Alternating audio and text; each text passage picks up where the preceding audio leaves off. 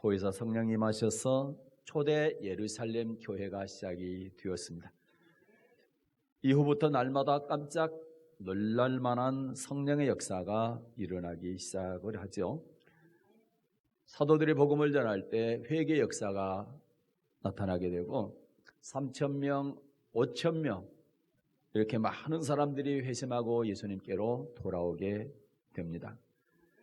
한 번도 걸어보지 못한 사람이 예수님의 이름으로 선포할 때 벌떡 일어나서 성전에 뛰어올라가 하나님을 찬양하게 됩니다. 표적과 기사는 여기 그치지 않습니다. 날이 갈수록 더 많은 표적과 기사가 나타나기 시작했습니다.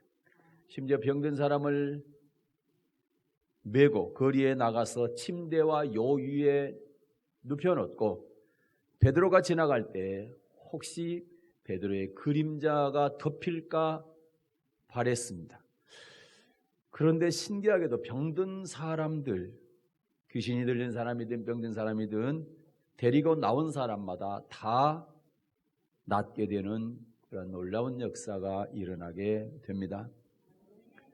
이런 놀랄만한 표적과 기사를 하나님께서 왜 우리에게 나타내 보여주시는 건가요? 거기는 분명한 이유가 있습니다.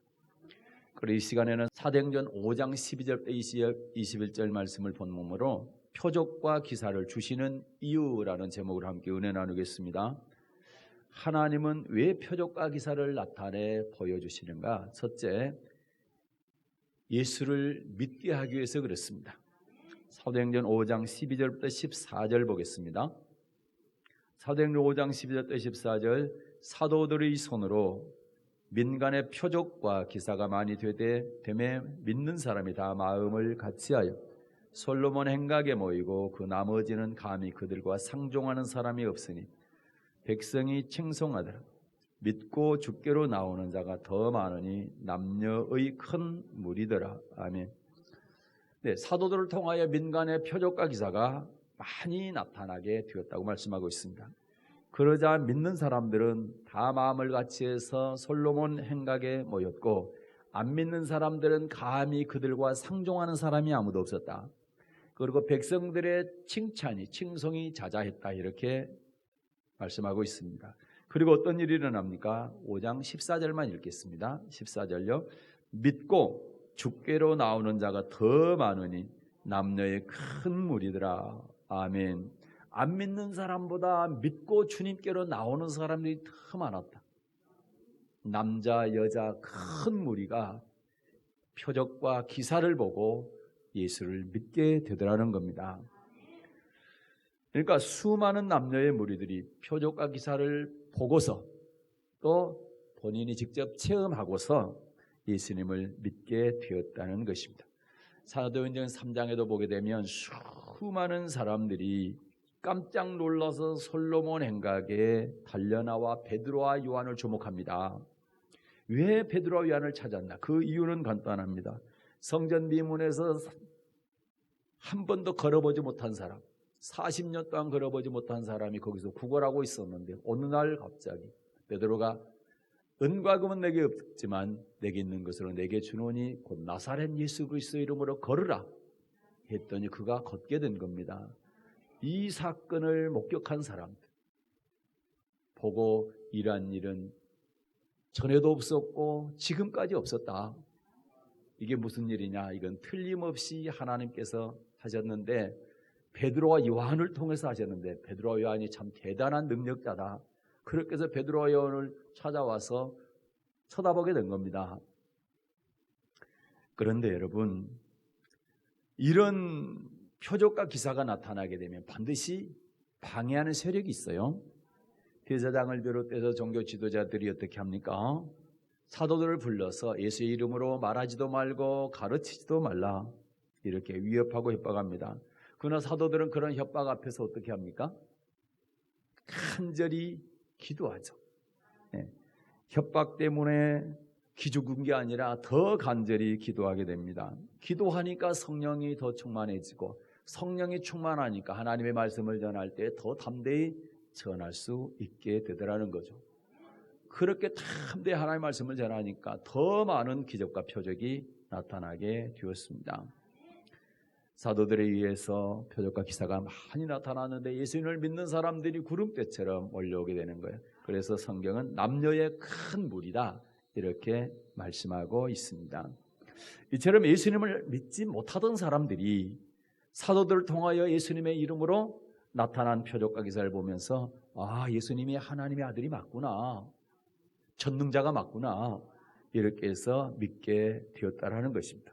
그래서 요한복음에 보게 되면 예수님께서 표적을 나타내신 이유를 이렇게 말씀을 하고 있습니다. 요한복음 20장 30절과 31절을 보겠습니다.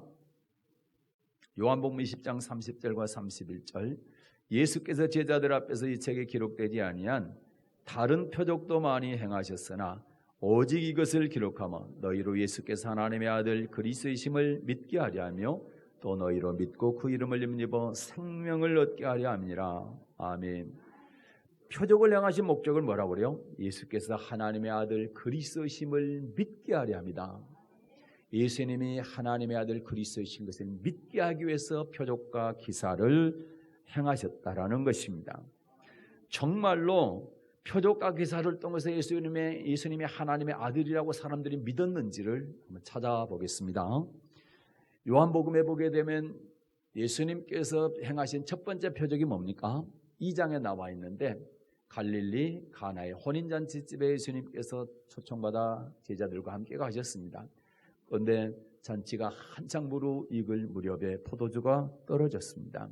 그때 예수님께서 물을 떠다 회당장에 갖다 주라 했는데 그 물이 변해서 포도주가 된 놀라운 기적, 이것이 예수님께서 요한복음에서 행하셨던 첫 번째 기적입니다.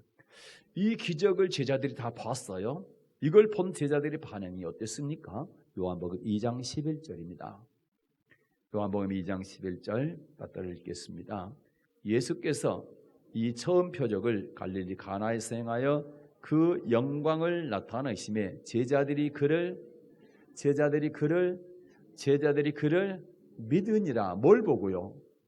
물이 포도주로 변화되어지는 그 기적을 보고서 제자들이 예수님을 믿더라는 겁니다.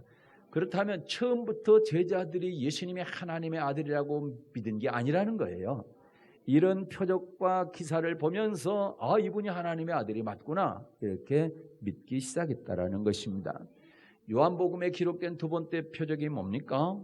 예수님께서 사마리아에 올라가시다가 사마리아 수가성에서 한 여인을 만나서 그에게 생수에 대해서 말씀하시고, 그리고 올라가셨다가 다시 갈릴리로 되돌아오시게 되었습니다. 그때 가버나움에 살던 왕의 신하 한 사람이 있었습니다. 그런데 그 왕의 신하의 아들이 죽을 병에 걸렸네요. 그래서 이 왕의 신하가 예수님이 갈릴리로 돌아오신다는 소문을 듣고 예수님을 만나러 나가게 됩니다. 만나러 갔는데 어디서 만났느냐? 또 갈릴리 가나에서 만난 거예요. 첫 번째 표적이 나타났던 그곳에서 이 왕의 신하와 예수님께서 만나게 된 거죠. 그래서 이 왕의 신하가 예수님께 내려오셔서 내 아들의 병을 고쳐주십시오, 이렇게 간청을 하게 됩니다. 이 말씀을 듣고 예수님께서 이런 말씀을 하셨어요. 한번 보겠습니다. 요한복음 4장입니다. 48절입니다. 요한복음 4장 48절 받들어 읽겠습니다. 예수께서 가라사대 너희는 표적과 기사를 보지 못하면 도무지 믿지 아니하리라. 아멘. 자, 뭘 보지 못하면 도무지 믿지 않는다고요? 표적과 기사를 보지 아니하면 도무지 믿지 아니하리라. 그래서 표적과 기사를 봐야 믿는다라는 거죠. 그러면서 이 신하한테 그런 거예요. 가라, 네 아들이 살았다. 이 왕의 신하는 예수님을 모시고 가서 아들에게 기도해 주기를 바랬습니다. 그런데 예수님께서 아들도 보지도 않고 이 왕의 신하의 청하는 말만 듣고 뭐합니까? 가라, 네 아들이 살았다. 믿음을 보시고 그렇게 한 거죠. 그런데 놀랍게도 이 왕의 신하가 예수님께서 하신 말씀을 그대로 믿고 아들이 있는 자기 집으로 돌아가게 됩니다. 가다가 자기 종들을 만나게 됩니다. 종들이 자기 아들이 낳았다는 소식을 전해줍니다. 그래서 이 신하가 대뜸 묻습니다. 몇 시에 낳았냐? 그랬더니 오후 1시요. 성경에는 제7시라고 되어 있습니다. 제7시에 열이 떨어져서 나왔습니다. 그럼 우리 시간으로 보면 오후 1시입니다. 오후 1시에 나왔습니다. 그런데 그 시간이 어떤 시간입니까? 예수님께서 네 아들이 살았다 하고 말씀하신 그 시간입니다. 이 말씀을 듣고 믿고 나갔을 때에, 믿고 집으로 돌아갈 때에 아들이 그 시간에 나온 거고요. 그리고 이런 기적을 체험한 이분이 어떻게 하는 겁니까? 요한복음 4장 53절을 보십시오. 요한복음 4장 53절 받아 읽겠습니다. 아비가 예수께서 내 아들이 살았다 말씀하신 그때인 줄 알고 자기와 그 온 집이 다 뭐하니라? 자기와 그 온 집이 다 뭐하니라? 믿으니라. 뭘 체험하고 옵니까? 예수님께서 말씀하신 그대로 자기 아들이 병이 낫는 것을 체험하고 표적과 기사를 보고 나서 자기와 그 온 집이 예수님을 다 믿게 된 줄로 믿습니다. 자, 이스라엘 백성들이 출애굽할 때도 마찬가지입니다. 모세가 가가지고 하나님께서 늘 이끌어서 광야에서 하나님을 섬기라 한다. 그때 당장 따라옵니까? 안 따라 나오죠. 기적을 보여주고 표적을 보여주니까 이스라엘 백성들이 따라 나오게 된 거죠. 네. 초대교회 사도들을 통해서 엄청난 표적과 기사가 나타나게 되었습니다. 심지어 이런 일도 있었죠. 아까 잠깐 말씀드렸는데 사도행전 5장 15, 16절 보겠습니다. 15, 16절 받들어 읽겠습니다. 심지어 병든 사람을 메고 거리에 나가 침대와 요 위에 누이고 베드로가 지날 때 혹 그 그림자라도 누게 덮일까 바라고 예루살렘 근읍 허다한 사람들도 모여 병든 사람과 더러운 귀신에게 괴로움 받는 사람을 데리고 와서 다 나음을 얻으니라. 아멘. 사람들이 병든 사람을 메고 거리에 나가서 침대와 요 위에 누이게 됩니다. 뭘 바라고 그렇게 합니까? 베드로가 지나갈 때 베드로가 그림자가 덮이면 나을 거라는 이 믿음 때문에요. 그런데 신기한 것은 허다한 그 많은 사람들이 귀신이 들었던 병이 들었던 데리고만 나오면 다 낫는 거예요. 예. 이게 놀라운 능력이 나타나는데 이게 하나님의 능력입니까? 사도들의 능력입니까? 예. 베드로의 능력이 아니고 사도들의 능력이 아니었습니다. 예수 그리스도의 이름의 능력이었습니다. 사도행전 3장 11, 12절을 보게 되면 그 얘기가 잘 나와 있어요. 사도행전 3장 11, 12절 받들어 읽겠습니다. 나은 사람이 베드로와 요한을 붙잡으니 모든 백성이 크게 놀라며 달려나아가 솔로몬의 행각이라 칭하는 행각에 모이거늘 베드로가 이것을 보고 백성에게 말하되 이스라엘 사람들아 이 일을 왜 기이 여기느냐? 우리 개인의 권능과 경건으로 이 사람을 걷게 한 것처럼 왜 우리를 주목하느냐? 자, 40년간 한 번도 걷지 못한 사람이 예수 이름으로 낫게 됐습니다. 그때 수많은 사람들이 몰려들어서 베드로와 요한이의 능력으로 한 것처럼 쳐다보게 되니까 이 사람들아 왜 우리를 귀히 여기느냐? 우리 개인의 권능과 경건으로 난 게 아니다. 이 사람을 걷게 한 것은 내가 아니고 바로 예수의 이름이다. 16절 보십시다. 16절 시작. 그 이름을 믿음으로 그 이름이 너희 보고 아는 이 사람을 성하게 하였나니 예수로 말미암아 난 믿음이 너희 모든 사람 앞에서 이같이 완전히 낫게 하였느니라. 예수의 이름으로 낫게 됐다라는 거예요. 우리가 고친 게 아니고 이 사람이 성하게 되고 낫게 된 것이 예수 이름으로 된 거다. 그래서 우리를 주목하지 말고 우리를 쳐다보지 말라는 거예요. 그럼 누구 쳐다보라는 겁니까? 예수를 쳐다보라는 겁니다. 예수를 바라보라는 겁니다. 그래서 예수가 하나님의 아들이니 그 예수 이름을 믿으라. 그걸 위해서 예수가 이 사람을 고쳤다라는 겁니다. 이런 기적과 표적이 왜 나타나느냐? 예수가 하나님의 아들이고 그분을 믿게 하기 위해서 이걸 보여줬다, 이런 말씀인 것입니다. 여러분, 우리 교회도 보면 질병 때문에 힘들었던 분이 나은 분들이 여러 분 계셔요. 그런데 여러분 어떻습니까? 예수님의 이름이 고친 것이 저는 아무 능력 없어요. 여러분 보다시피 제가 무슨 능력이 있습니까? 아무것도 없지요. 그런데 예수님의 이름으로 선포하니까 나은 분이 많이 계셨거든요. 예, 하나님이 하신 거예요. 예수님의 이름이 하신 거예요. 사랑하는 여러분, 하나님께서 표적과 기사를 나타내 보이신 첫 번째 이유가 뭐냐? 예수 믿으라고. 그분의 이름을 믿으라고. 예수님이 하나님의 아들 그리스도라는 사실을 믿으라고 기적과 표적을 보여주신 것입니다. 두 번째는 생명의 말씀을 전하게 하기 위해서였습니다. 믿는 자의 수가 많아지니까 교회는 자연히 부흥하게 됐죠. 그런데 교회가 부흥하면 사탄이 좋아할까요? 싫어할까요? 싫어합니다. 이 사탄이가 배가 아파서 견딜 수가 없는 거예요. 그래서 표적과 기사가 일어나고 부흥이 되는 교회를 사탄은 공격을 하고 핍박을 하게 되는 것입니다. 초대교회 똑같은 현상이 일어나게 되는 거죠. 초대교회 표적과 기사가 일어나고 막 믿는 자의 수가 막 기하급수적으로 많아지니까 이 배가 아파가지고 사탄이 속삭속삭하니까 대제사장을 비롯해서 이 종교 권력자들이 가만 놔두질 않습니다. 자, 사도행전 5장 17, 19절 보겠습니다. 사도행전 5장 17절부터 19절 받들어 읽겠습니다. 대제사장과 그와 함께 있는 사람, 즉 사두개인의 당파가 다 마음에 시기가 가득하여 일어나서 사도들을 잡아다가 옥에 가두었더니, 아멘.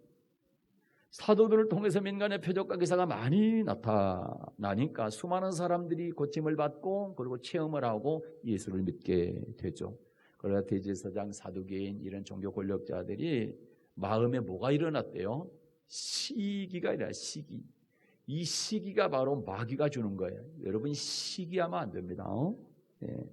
그리고 시기가 일어나가지고 사도들을 잡아다가 감옥에 가두게 됩니다. 시기가 뭡니까? 시샘하고 미워하는 것이 시기입니다. 남이 잘 되는 것을 미워하는 것을 시기라고 하는 거예요. 남이 잘 되는 것을 미워하지 말라는 겁니다. 그것은 사탄이 주는 거예요.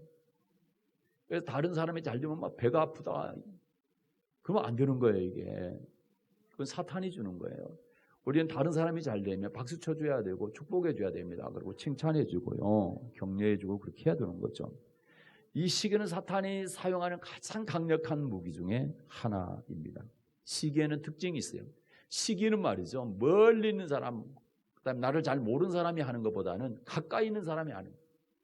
나를 잘 아는 사람이, 가까이 있는 사람이 시기하고 투기를 하게 됩니다. 대제사장, 사두개인들은 어떤 사람들이었어요? 하나님 믿는 사람들이었어요. 사도들이 어떤 사람입니까? 하나님 믿는 사람이에요. 그러면 여러분, 종교 지도자라고 한다면 사도들이 하나님을 믿으니까 저들을 통해서 놀라운 역사가 일어나니까 격려해주고 칭찬해주고 축복해주고 그래야 될 거 아닙니까? 그런데 뭐가 일어났다고요? 시기가. 그래서 하나님이 한 게 아니라 이거는 말이죠, 사탄이 하는 거예요. 그래서 여러분도 가만히 생각해 보면 멀리 있는 사람들이나 잘 모르는 사람들이 나를 시기하는 것이 아니라 나를 잘 알고 가까이 있는 사람들이 시기하는 것을 여러분이 보았고 경험을 했을 겁니다. 여러분이 혹시 그런 사람이었을지도 모릅니다. 교회도 마찬가지입니다. 교회 밖에 있는 사람들이 시기하는 것보다 교회 안에 있는 사람들이 더 시기합니다. 네, 저기 절에서 시기하는 것보다는 다른 교회에서 시기하는 게 더 많아. 그래요, 안 그래요? 교회끼리 서로 시기하고 교회 안에 있는 성도들끼리 더 시기하는 게 더 많다 이 말이에요. 특히 표적과 기사가 일어나고 네, 교회가 부흥하게 되면 얼마나 2단 3단 합니까? 우리 교회처럼 작은 교회도 예외는 아니었어요. 지금은 그렇지 않은 것 같지만 과거에는 우리 교회도 저녁마다 기도하니까 뭐가 어쩐다, 방언으로 기도하니까 뭐가 어쩐다, 또 누구한테 공부하니까 뭐가 어쩐다, 이런저런 말을 참 많이 들었어요. 그때 참 속이 많이 상했죠. 이게 시기의 특징이에요. 가까이에 있는 사람, 잘하는 사람. 또 하나의 특징이 있어요. 시기는 말이죠. 비교 때문에 문제가 비교 때문에. 여러분 비교하지 마세요. 다른 사람과 나 자신을 비교하지 마세요. 내 남편과 다른 남편, 남의 남편 비교하지 마세요. 비교해서 그 남편이 남의 남편이 뭐 멋있다고 그래서 그 남편이 내 남편 될 것도 아니잖아요. 성경적으로 보면 잘못했다는 그게 간음죄 될 수가 있어요. 아내도 마찬가지죠. 비교하면 안 돼요. 자녀들도 비교하지 마세요. 내 자녀는 내 자녀고 남의 자녀는 남의 자녀인 거예요. 남의 자녀가 어쩌니까 너도 이렇게 하는 그렇게 하지 마세요. 그래서 그 자녀가 잘하는 게 있고 내 자녀가 잘하는 게 있는 거예요. 그걸 개발시켜줘야 되지. 자꾸 비교해가지고 기죽이고 그러지 마시라. 다 똑같을 수 없어. 하나님께서 다 다르게 만드셨잖아요. 그래서 사람들마다 특징이 있고 재능이 다 다르니까 서로 인정해줘야 돼. 우리나라 잘못된 교육 중에 하나가 뭐냐? 등수 매기는 거예요. 등수. 사람을 등수로 매기면 안 돼요. 그렇죠? 다시 말해서 모든 걸 조합해가지고 1등부터 쭉 꼴등까지 이렇게 매기는 것이 아니라 이 사람이 잘하는 것마다 1등 다 줘야 되는 거예요.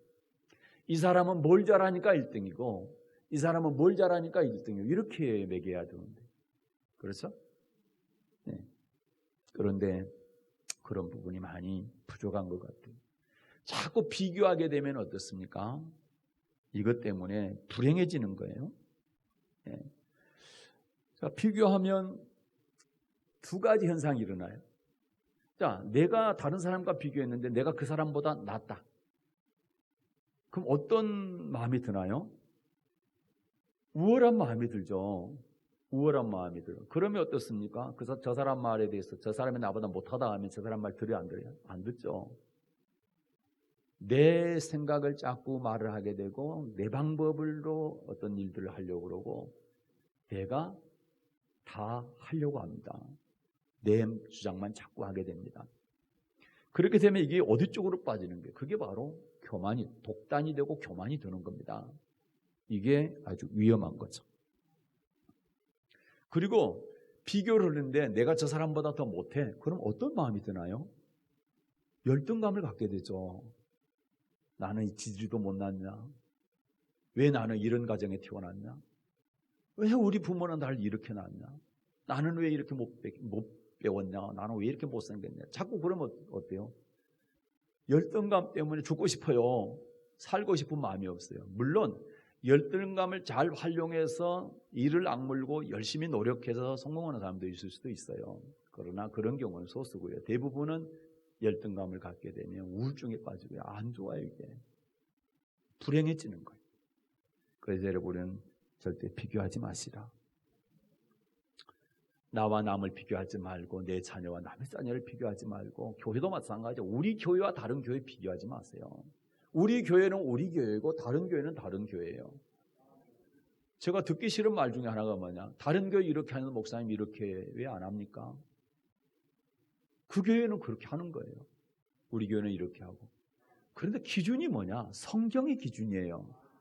성경에 이렇게 말씀하시니까 이렇게 하면 어때요? 이거는 좋은 거죠. 그런데 남의 교회가 이렇게 하니까 우리 교회 그렇게 하자. 그러면 남의 교회가 진리입니까? 물론 좋은 점은 저도 받아들일 준비가 돼 있어요. 그러나 남의 교회가 비교 대상이 아닌 거예요. 성경의 비교 대상인 거예요. 성경에서 이렇게 말씀하셨는데 우리가 이렇게 못한다 그러면 그건 당연히 성경에 있는 말씀을 따라갈 수 있도록 힘써야 되는 거죠. 그리고 우리가 하고 있는데 성경에서 하지 말라 했다면 당연히 하지 말아야죠. 그렇지 않습니까? 그래서 교회도 비교하면 안 되는 거예요. 우리 교회가 잘하는 게 있고 다른 교회가 잘하는 게 있어요. 우리 교회가 못하는 게 있고 다른 교회가 못하는 게 있어요. 다 달라요. 목사님들도 마찬가지입니다. 저 교회 목사님은 이 부분은 잘해. 그러나 이 부분은 못할 수 있어요. 여러분의 교회 목사는 이 부분은 못하지만 이 부분은 잘할 수가 있는 거예요. 서로 비교하지 말고 서로 잘하는 부분을 인정해 주면 되는 거예요. 아, 그 교회 저 교회는 저런 부분이 잘하는구나. 아, 좋다. 보기 좋다. 저러면 본받을 만하다 이렇게 하면 되죠. 그런데 그걸 못하는 부분을 집어 까가지고 자꾸 그렇게 하냐. 그러니까 이게 자꾸 비교하고 그러니까 이게 문제가 자꾸 생기는 거예요. 얼마 전에 산책을 갔다가 어떤 교회 장로님을 만났는데 그분이 그러시더라고요. 제가 이제 사랑의 언약교회라고 그러니까 어느 날 갑자기 그 교회가 커졌대요. 그래가지고 본부에서 많이 도와줬나 봐요. 그 말을 들으니까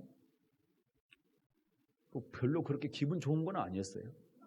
나는 도움받은 적이 없거든요, 우리 교회가. 예.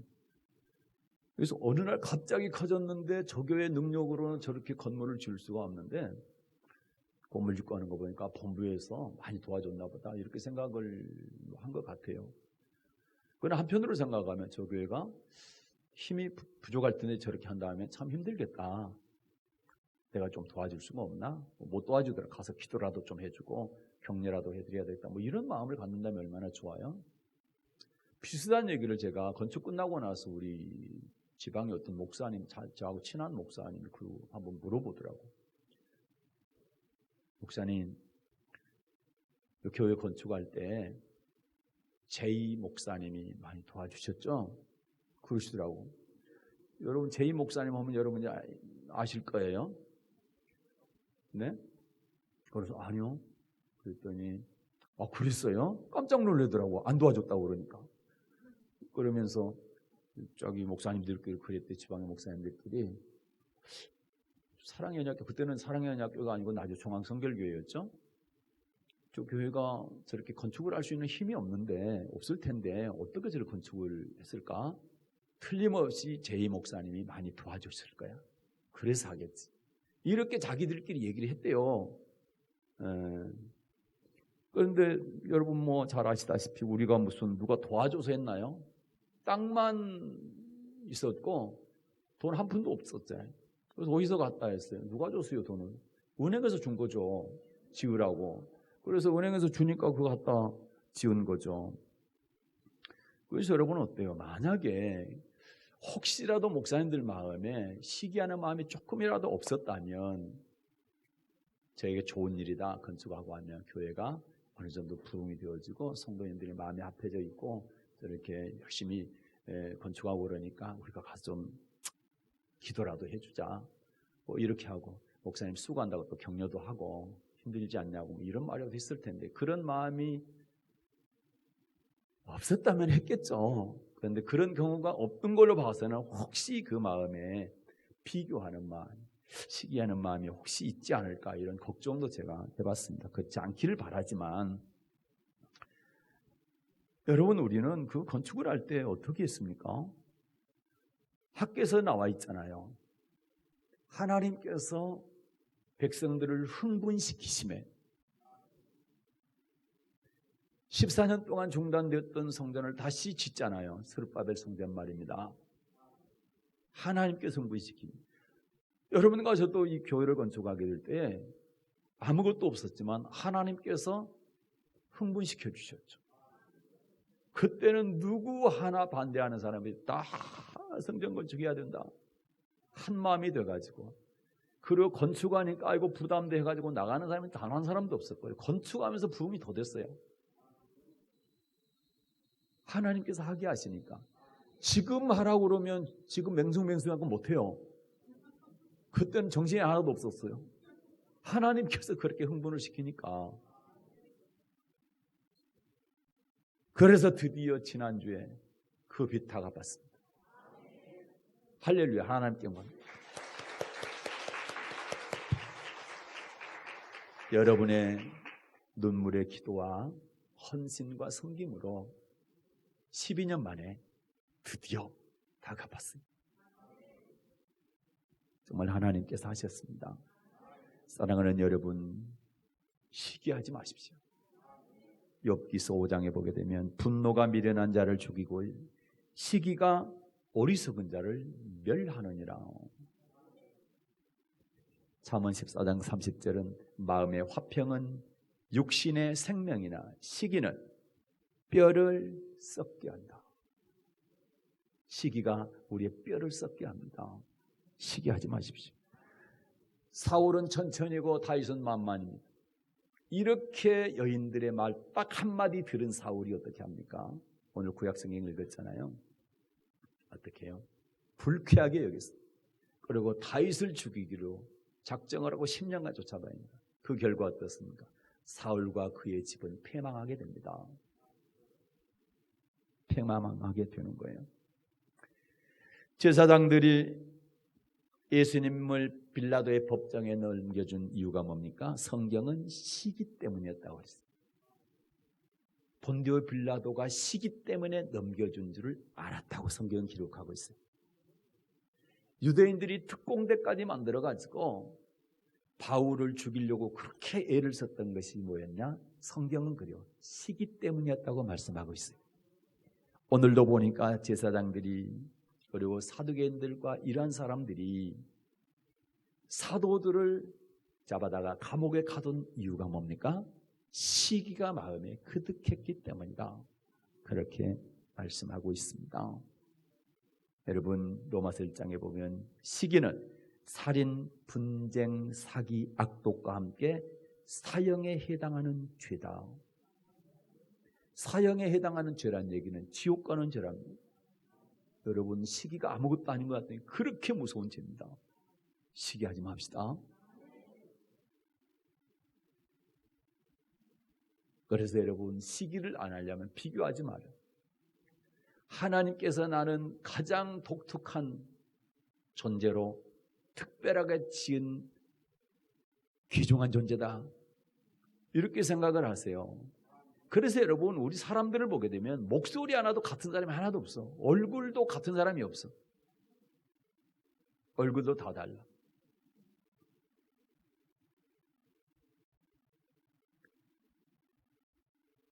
이렇게 다 다양하게 지은 것은 한 사람 한 사람 하나님께서 창조하신 거예요. 한 사람 만들어 놓고 복사기로 복사하듯이 한 게 아니에요. 한 사람 한 사람 하나님께서 최선을 다해서 아주 최상의 모습으로 여러분 만드신 거예요. 우리 부모들은 낳았을 뿐이지 만드신 분은 하나님이세요. 야고보서에서는요, 시기를 세상적, 정욕적, 그 다음에 마귀적이다. 시기가 마귀한테서 온 거예요. 그래서 세상적이요, 정욕적이요, 마귀적이다. 이렇게 말씀하는 겁니다. 교회든 개인이든 절대로 비교해서는 안 됩니다. 교회마다 맡긴 사명이 있고 여러분 개인마다 하나님께서 맡긴 사명이 있어요. 우리는 내 할 일 하면 되는 거예요. 교회도 우리 교회가 할 일만 하면 되는 거예요. 그래서 여러분 비교하지 마시고 그것 때문에 시기가 일어나서 여러분이 천국 들어가는데 걸림이 된다면 안 되지 않습니까? 그래서 절대로 비교하지 마시고 시기하지 않는 여러분 되시기를 바랍니다. 시기가 가득하니까 이 사람들에게 어떻게 합니까? 사도들을 감옥에다가 집어넣습니다. 그런데 또 놀라운 일이 일어납니다. 주의 사자가 밤에 옥문을 열고 이 사도들을 끌어내줍니다. 사도행전 5장 19절입니다. 사도행전 5장 19절 받들어 읽겠습니다. 주의 사자가 밤에 옥문을 열고 끌어내어 가로되 주의 사자가 나타나 그렇죠? 주의 사자가 밤에 옥문을 열고 끌어냈습니다. 이거 기적이라고 그러죠. 그런데 아침에 대제사장들이 사도를 끌어와라. 그래서 가보니까 어땠어요? 옥문이 다 잠겨 있어요. 그리고 파수꾼들은 그대로 지키고 있어요. 그런데 딱 열고 들어가 봤더니 사도들은 아무도 없는 거예요. 그러니까 기적이죠. 네. 옥문은 잠겨 있고 파수꾼들은 지키고 있는데도 불구하고 사도들이 사라진 겁니다. 그게 바로 기적이라고 하는 거예요. 그러면 기적적으로 왜 하나님께서 사도들을 감옥에서 꺼내주셨냐 이 말이죠. 그 이유가 뭐냐는 거죠. 20절입니다. 20절 받들어 읽겠습니다. 가서 성전에 서서 이 생명의 말씀을 다 백성에게 말하라 하며 아멘. 뭐하라고 감옥에서 꺼내주셨어요? 그래요. 성전에 가서 생명의 말씀을 다 전해라. 생명의 말씀 전하라고 기적을 베풀어 주신 겁니다. 그래서 하나님께서 기적을 베풀어 주신 이유가 두 가지인 거예요. 하나는 예수 믿게 하기 위해서, 또 하나는 예수 믿는 사람들에게 뭐 하기 위해서? 생명의 말씀을 듣게 하기 위해서. 어디 가서 지금 전하라는 거예요? 성전에 가서 전해라. 성전에 오는 사람들을 하나님 믿는 사람이에요? 안 믿는 사람이에요? 하나님 믿는 사람이죠. 여러분이 성전에 나오신 건 하나님 믿기 때문에 나오셨잖아요. 하나님 믿고 성전에 나온 사람들한테 지금 뭘 전하라는 겁니까? 생명의 말씀을 전하라는 겁니다. 그러면 제 입장에서는 생명의 말씀을 전하고 여러분의 입장에서는 생명의 말씀을 들어야 되는 겁니다. 생명의 말씀을 받아야 되는 거예요. 만약에 여러분 기적과 표적을 통해서 예수 믿는 것으로 끝이라고 그러면은 이렇게 말씀을 안 하셨겠죠. 믿기만 하면 되면. 그렇죠? 그런데 예수님을 믿으라. 그리고 또 한 번 감옥에 갇혔을 때 다시 꺼내주면서 사도들한테 뭐라 합니까? 가서 성전에 가서 생명의 말씀을 다 전해라. 이렇게 하신 거예요.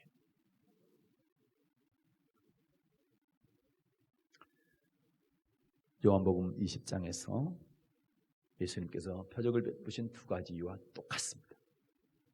요한복음 20장 다시 읽을게요. 30절과 31절. 예수께서 제자들 앞에서 제게 기록되지 아니한 다른 표적도 많이 행하셨으나 오직 이것을 기록하면 너희로 예수께서 하나님의 아들 그리스도이심을 믿게 하려 하며 또 너희로 믿고 그 이름을 힘입어 뭘 얻게요? 생명을 얻게 하려 합니다. 생명 얻게. 예수 이름을 믿는 것으로 끝나진 것이 아니라 예수가 하나님의 아들 그리스도이심을 믿고 그 다음에 또 생명 얻기 위해서. 그러면 생명 얻으려면 어떻게 해야 되냐? 생명의 말씀을 드려야 된다.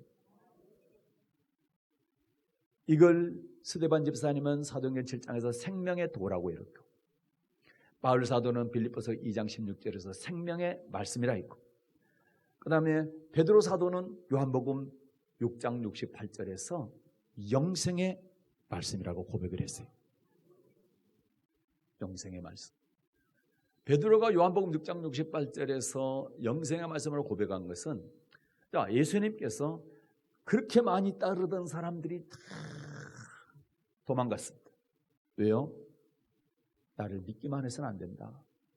생명의 말씀에 순종해야 천국 갈 수 있다. 이렇게 얘기하니까 다 도망갔죠. 그리고 남은 사람이 12제자만 남았어요. 그때 12제자한테 묻는 겁니다. 너희도 가려느냐? 라고 할 때 베드로가 이 대답을 한 거예요. 주여, 영생의 말씀이 여기 계시면 우리가 뒤께로 가오리까? 영생의 말씀을 주시는 분은 예수님밖에 안 계시는데 우리가 어디 가서 천국 들어가는 영생의 말씀을 들을 수가 있단 말입니까? 다른 데서는 절대 들을 수가 없고 오직 예수님께만 들을 수 있는데 우리가 예수님을 떠나서 어디로 간단 말입니까? 예수님이 전하신 말씀이 생명의 영생의 말씀입니다. 그렇게 고백하는 장면이 요한복음 6장 68절인 것이죠. 한번 보겠습니다. 요한복음 6장 68절 받들어 읽겠습니다.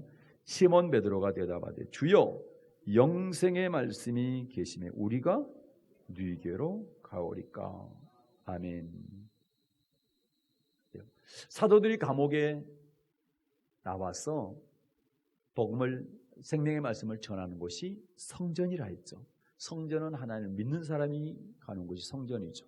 그럼 하나님의 믿는 사람은 반드시 뭘 드려야 됩니까? 생명의 말씀을 드려야 되는 것이다. 영생의 말씀을 드려야 되는 것이다. 그러면 마태복음 16장 16절 이하에 보게 되면 베드로가 주는 그리스도시요 살아계신 하나님의 아들입니다 라고 고백을 했잖아요. 예수님을 믿게 됐죠. 그렇죠? 그렇죠? 그런데 예수님께서 베드로를 축복하신 다음에 야, 내가 네 고백 위에다가 교회를 세우겠다. 그 교회는 어떤 것이냐? 음부의 권세가 이기지 못하는 것이고 또 하나는 천국 열쇠를 주는 것이다. 천국 열쇠를 주는 것이다. 여러분 천국 열쇠 받으셨나요? 한번 보여주세요. 그 천국 열쇠가 뭡니까? 천국 들어가는 영생의 말씀. 그래서 교회를 세운 목적이 천국 말씀 주시기, 영생의 말씀, 생명의 말씀 주시기 위해서 교회를 짓게 하신 거예요. 교회를 세워주신 거예요. 그러면 여러분 교회 나오는 목적이 뭡니까? 이미 예수는 믿잖아요. 뭐하라고 나오셔야 돼? 영생의 말씀 들으러 나오셔야 돼. 생명의 말씀 들으러 나오셔야 돼. 그래서 그거를 안 믿으니까 예수님께서 주시는 말씀이 생명의 말씀이라는 것을, 영생의 말씀이라는 자꾸 안 믿으니까 예수님은 자꾸 뭘 보여주는 겁니까? 표적과 기사를 보여주는 겁니다. 내가 하나님의 아들이다. 그리고 내가 너희에게 선포하는 이 말씀이 천국 들어가는 말씀이다. 이걸 보여주신 거예요. 그래서 요한복음 20장에서 그렇게 말씀하신 거예요. 표적을 이렇게 보여주는 것은 첫째는 예수가 하나님의 아들 그리스도임을 믿게 하시며 또 하나는 그 이름을 힘입어서 생명 얻게 한 것이다. 그런데 생명은 그냥 얻는 게 아니죠. 생명의 말씀을 듣고 그 생명의 말씀을 따라가야 되는 거죠. 네. 여기서 이제 하나 더 볼 게 있어요. 사도행전 5장 21절 보겠습니다. 사도행전 5장 21절 보겠습니다. 시작. 저희가 듣고 새벽에 성전에 들어가서 가르치더니 아멘. 자, 저희가 듣고, 여기 저희가 누굽니까? 사도들이죠. 감옥에서 빠져나온 사도들이 듣고 누구 말을 들었어요? 주의 사자의 말을 들었죠. 무슨 말이요? 성전에 서서 뭐 해라? 생명의 말씀을 다 전해라. 이 말씀을 들었죠. 그렇죠? 듣고 뭐 했어요? 이들이 새벽에 성전에 들어가서 가르쳤다. 밤중에 듣고 밤중에 나와서 지금 언제 가서 전합니까? 새벽에. 여러분 순종을 했는데 빨리 하는 거예요. 늦추지 마세요. 하나님의 말씀은 빨리 순종하는 거예요. 빨리 순종 안 하면 마귀가 거기 틈새를 꼭 비집고 들어오는 겁니다. 창세기 22장에 보면 하나님께서 아브라함에게 네 사랑하는 독자 이삭 나한테 번제로 바쳐라. 그 말 듣고 어떻게 합니까? 아브라함이 아침 일찍 일어나서 출발합니다. 아내하고 상의해 보면 틀림없이 아내가 못 가게 했을 거예요. 그래서 아침 일찍 출발합니다. 그게 우리에게 중요한 거예요. 예수님의 제자들 때 예수님께서요 금을 싣고 있을 때 자, 앞으로 너희들은 물고기만 잡지 말고 사람 낚는 어부 될 거다. 나를 따르라 했더니 즉시 따라 즉시. 여러분 순종은 즉시 하는 겁니다. 하나님께서 주의 사자를 보내가지고 사도들을 감옥에서 끌어내가지고 성전에 가서 생명의 말씀을 전하라. 그랬더니 새벽이 되자마자 바로 가가지고 생명의 말씀을 전한 겁니다. 여러분 혹시 새벽에 사람들이 성전에 안 왔을 수도 있어요. 그런데 뭐예요? 올 때까지 기다리는 거예요. 만변하기 전에 사탄이가 마음을 바꾸기 전에 새벽에 사람들이 안 올 수도 있어. 그러나 새벽에 가가지고 늘서 기도하고 있고 그러기에 와서 이제 사람들이 오게 되면 그때 전하는 거예요. 그래서 여러분 순종은 비우지 마라. 내가 다음에 할게. 돈 좀 벌면 할게. 그다음에 시간 되면 할게. 이렇게 하시면 안 돼요. 바로바로 즉시 사도들이 그랬잖아요. 믿습니까? 말씀을 정리하고 마치겠습니다. 우리 주님이 표적과 기사를 많이 보여주셨어요. 그런데 우리 주님만 보여주신 것이 아니라 주님의 제자들에게서도 표적과 기사가 나타나게 되었습니다. 표적과 기사를 보여주신 첫 번째 이유가 뭡니까? 예수의 이름을 믿게 하기 위한 것이다. 그 표적과 기적은 예수의 이름으로 해서 그 능력에 의해서 나타나는 것이다. 그래서 그 예수를 믿어라. 그다음에 두 번째는 사랑하는 하나님의 본속들에게, 자녀들에게 뭘 선포하라고? 생명의 말씀을 선포하라고. 그러면 여러분 입장에서, 하나님의 자녀들 입장에서는 반드시 뭘 받아야 돼? 생명의 말씀을 받아야 되는 겁니다. 그래서 여러분, 기적 표적 보게 되면 누가 병이 나왔다, 누가 어쨌다, 기적과 표적을 보게 되면 뭔 생각을 해야 돼? 이 두 가지 생각해야 되는 거예요. 그걸 보고 여러분 놀라는 걸로 끝내면 안 돼요. 아무 의미가 없어요. 나와 아무 상관없어요. 그거는 내가 그 경험을 했더나 마찬가지요. 어떤 사람들은 그 어떤 병이 났고 하면은 한 3년 다녀주는 거예요. 그리고 헌금도 해주고 3년 후에 교회 안 다녀. 왜 안 다니세요? 어떤 목사님이 그러시더라고. 실제 있었던 일인데 3년 딱 다니고는 안 다녀서 신방 가서 왜 교회 안 나오세요? 이제 할 만큼 했잖아요. 병원에 가서 병 나오면 계속 병원 다녀요? 병원에 갔다 병 나오면 이제 안 다니는 거지. 그래서 내가 3년 동안 다녀줬으니까 병 나왔고 3년 다녔으면 이제 됐잖아요. 이제 할 일 다 했잖아요. 그러더라는 거예요. 그러면 이분은 뭐예요? 이 말씀을 하나도 모르는 거지. 병을 왜 고쳐줬나? 예수 이름 믿게 하기 위해서. 병을 왜 고쳐줬나? 성전에 나가서 생명의 말씀 받으라고. 그래서 여러분 기적을 볼 때마다 이 생각을 해야 되는 거지. 예수 이름 믿으라고. 그리고 생명의 말씀 받고 그 말씀 따라가서 천국 가라고. 영생 얻으라고. 그것 때문에 기적을 보여주시는 거다. 내가 체험을 하든 다른 사람이 체험하든 그걸 봤든 들었든 상관없이. 믿습니까? 그렇게 할 수 있기를 바라요. 사랑하는 여러분, 예수님 믿으시나요? 그러면 이제는 뭘 드려야 돼요? 생명의 말씀. 어디에서요? 성전에서요. 그래서 여러분이 성전에 나오는 목적이 영생의 말씀 듣기 위해서 나오십시오. 그렇게 해서 그 말씀 따라가십시오. 그리고 주님께서 내 음성을 듣고 따라오는 내 양은 내가 반드시 영생 줄 것이며 다른 누구에게도 그 영혼은 빼앗기지 않을 것이며 내가 끝까지 지켜줄 것이다. 이 약속은 반드시 지켜집니다.